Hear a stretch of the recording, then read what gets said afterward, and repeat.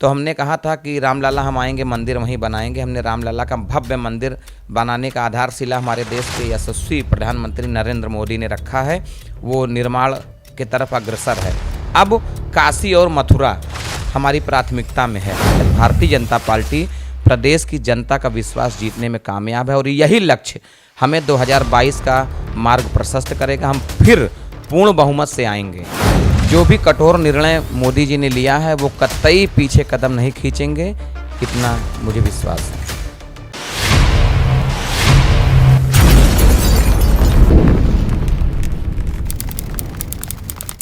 नमस्कार, सनातन टाइम्स में आपका स्वागत है। मैं हूं आपके साथ अभिषेक शर्मा। साल 2021 का आखिरी महीना और अब 2022 के चुनाव में, विधानसभा चुनाव में बहुत कम वक्त बचा है। ऐसे में तमाम पार्टियां अपनी जीत को लेकर के संघर्ष कर रही हैं। छोटी बड़ी पार्टी कोई भी हो, जीत का दावा पूरा है, यानी बहुमत हर पार्टी पाने को तैयार है। लेकिन ज़मीनी हकीकत क्या है, ये जानने के लिए आपको पता है कि हम फील्ड में निकलते हैं, लोगों से बातचीत करते हैं, जनता की राय लेते हैं। पर आज इसी तरह से बात करते करते हम आ चुके हैं अंबेडकर नगर ज़िला में, अंबेडकर नगर में टांडा में आ चुके हैं। और अब हम बात करने चल रहे हैं श्याम बाबू गुप्ता जी से और उनसे जानेंगे, चूँकि वो एक विधायक प्रतिनिधि भी हैं, उनसे बातचीत करेंगे। क्षेत्रीय लोग बहुत ही अच्छे से जानते हैं, हिंदुत्व के मुद्दों को लेकर के भी वो जनता के बीच में हमेशा आगे रहते हैं। तो इस बार 2022 के विधानसभा चुनाव में क्या रणनीति है भारतीय जनता पार्टी की, क्षेत्र में क्या माहौल है, ये जानने के लिए उनसे हम बातचीत करते हैं। सबसे पहले तो आपका बहुत बहुत स्वागत है सनातन टाइम्स में। धन्यवाद सर, आपसे मेरा पहला सवाल ये होगा कि 2022 का विधानसभा चुनाव करीब है, क्या तैयारियां हैं? देखिए, हमने 2017 में कहा था, न गुंडागर्दी न भ्रष्टाचार, अब की बार भाजपा सरकार। साथ में एक नारा और भारतीय जनता पार्टी ने दिया था, सबका साथ सबका विकास। मैं विश्वास के साथ ये कह रहा हूँ कि आज गुंडागर्दी बिल्कुल प्रदेश से ख़त्म हो चुका है। भ्रष्टाचार भी बड़े पैमाने पे जो होते थे, जब सरकारी नौकरियां मिलती थीं तो मुलायम सिंह के परिवार से, मायावती जी के यहाँ से लिस्ट आती थी, लेकिन आज कोई भी नौकरी पाया व्यक्ति ये नहीं कह सकता कि नौकरी पाने में मुझे 1 रुपया कहीं देना पड़ा। भ्रष्टाचार पर लगाम लगाने के लिए हमारी सरकार ने बड़े पैमाने पर काम किया है और गुंडागर्दी जो कभी प्रदेश की राजनीति को बदल देने की स्थिति में रहते थे, इतने शक्तिशाली थे कि जो चाहते थे वो प्रदेश में होता था, सरकार झुकती थी। आज ऐसे लोग रहम की भीख मांग रहे हैं। निश्चित तौर पर जो हमने 2 नारा दिया था, इसका सार्थक परिणाम आज जनता के पक्ष में दिखाई दे रहा है। हमने नारा दिया था सबका साथ सबका विकास, तो निश्चित तौर पर आज मैं ये दावे के साथ फिर कह रहा हूँ कि हमने किसी भी योजना को, वो चाहे उज्ज्वला योजना हो, चाहे आयुष्मान कार्ड हो, चाहे प्रधानमंत्री आवास योजना हो, चाहे किसान सम्मान निधि हो, हमने ये व्यक्ति अमुक जाति का है ये देखकर नहीं, बल्कि वो पात्र है, पात्रता की सूची में है, तो उसको हमने देकर अपना सबका साथ सबका विकास करते हुए आज भारतीय जनता पार्टी प्रदेश की जनता का विश्वास जीतने में कामयाब है और यही लक्ष्य हमें 2022 का मार्ग प्रशस्त करेगा। हम फिर पूर्ण बहुमत से आएंगे। सपा का तो ये कहना है कि 400 सीटें जीतने वाले हैं, तो जब 403 सीटों में 400 सपा जीतेगी तो फिर बीजेपी? देखिए, सपा ने 2012 में एक नारा दिया था कि अगर आपने समाजवादी पार्टी को पूर्ण बहुमत की सरकार बनाई तो मैं इस प्रदेश को, उत्तर प्रदेश को उत्तम प्रदेश बनाऊंगा। लेकिन आज पूरा प्रदेश जान रहा, पूरा देश जान रहा है कि जब समाजवादी पार्टी 2012 से 2017 तक प्रदेश की में बागडोर अपने हाथों में ले रखी थी, तो उत्तम प्रदेश का नारा देकर जो जनता को छला था, पूरा देश जानता, पूरा विश्व जानता है कि जिन्होंने उत्तम प्रदेश बनाने का नारा दिया था वो पूरे विश्व के पटल पर उत्तर प्रदेश को दंगों के प्रदेश के रूप में जाने लगा। आज ये समाजवादी पार्टी के लोग कह रहे हैं, लेकिन जनता क्या कह रही है, ये आप जनता के बीच में जाएंगे तो आपको पता चलेगा कि किस प्रकार जनता भारतीय जनता पार्टी की सरकार से खुश है, भारतीय जनता पार्टी की रीति और नीति से खुश है। भारतीय जनता पार्टी के कार्यकर्ता आज गांव-गांव में तैयार हैं, समय का इंतजार कर रहे हैं। और हमारे यहाँ तो सबसे अच्छी व्यवस्था बनाई गई है कि पन्ना प्रमुख, हमारे यहाँ एक एक कार्यकर्ताओं को एक एक पन्ने की जिम्मेदारी दी गई है कि ये इतने वोट की डालवाने की जिम्मेदारी आपको। तो मैं निश्चित तौर पर विश्वास के साथ कह रहा हूँ कि भारतीय जनता पार्टी जो कहा था वो किया है। इस आधार पर हम 2022 में पुनः फतेह करेंगे। इस बार 2022 में मुद्दे कौन से होंगे? 2022 में अभी हमारे कुछ काम अधूरे हैं। जैसे ये सही है कि अभी छोटे स्तर पर भ्रष्टाचार नहीं रुका है, तो हमारी प्राथमिकता होगी पुनः सरकार बनाने के लिए छोटे स्तर पर जो भ्रष्टाचार है इसको जरूर समाप्त करने का पूरा प्रयास हम लोगों का है और समाप्त होने की तरफ है।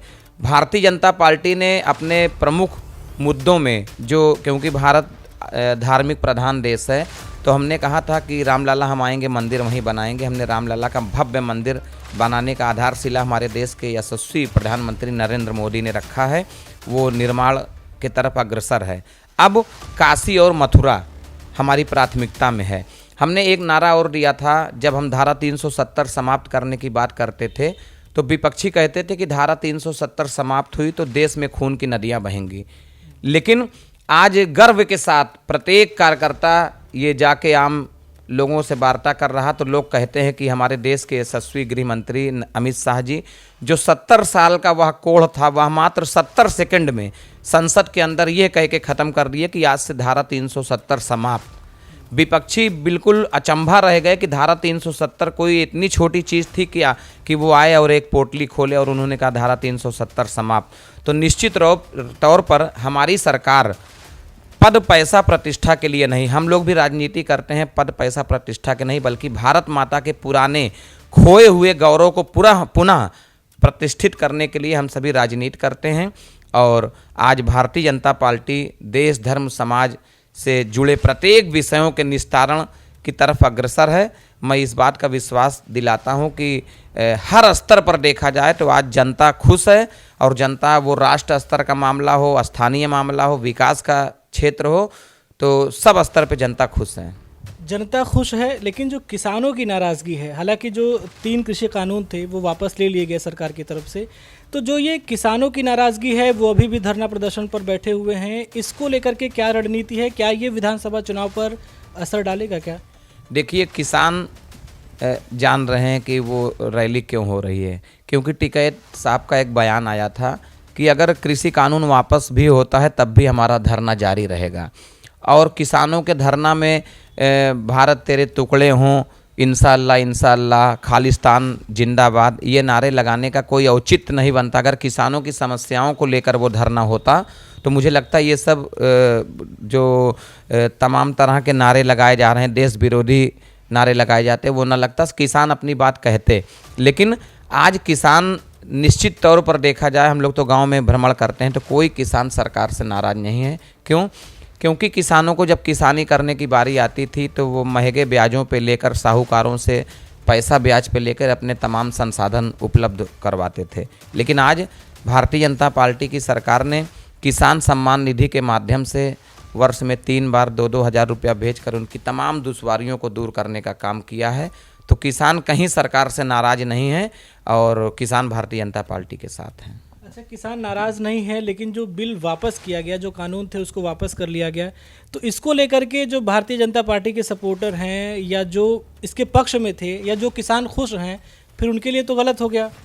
देखिए, क्योंकि कोई भी आंदोलन होता है, धरना टिकैत ने दिया, किसान के लोगों ने दिया, अगर तो बिना सरकारी किसी भी व्यवधान के वहाँ 500-600 लोग मर गए, तमाम गलत काम वहाँ हुए, ये आम जो चर्चा है उसको ख़त्म करवाने के लिए कभी कभी बड़ी जीत के लिए एक कदम पीछे आना पड़ता है। मोदी जी का यही प्रयास रहा। यानी कि क्या फिर से इस तरह का कोई बिल आ सकता है क्या? अब ये तो सरकार के विषय है, मैं इसमें कुछ नहीं कह पाऊँगा। अच्छा, इसके अलावा अब जब से ये कृषि कानून वापस हुए हैं तब से NRC, CAA और फिर उधर महबूबा मुफ्ती कहती हैं कि धारा 370 भी बहाल की जाए, तो क्या कुछ इस तरह का भी पार्टी में चल रहा है कि इन सब चीज़ों को फिर से जैसा था वैसा करना होगा? बिल्कुल नहीं। देश के हित में जो भी कठोर निर्णय मोदी जी ने लिया है वो कतई पीछे कदम नहीं खींचेंगे, इतना मुझे विश्वास है। फील्ड में आप लोग जाते हैं, इस बार क्या लगता है कि कौन टक्कर देने वाला है योगी आदित्यनाथ जी को?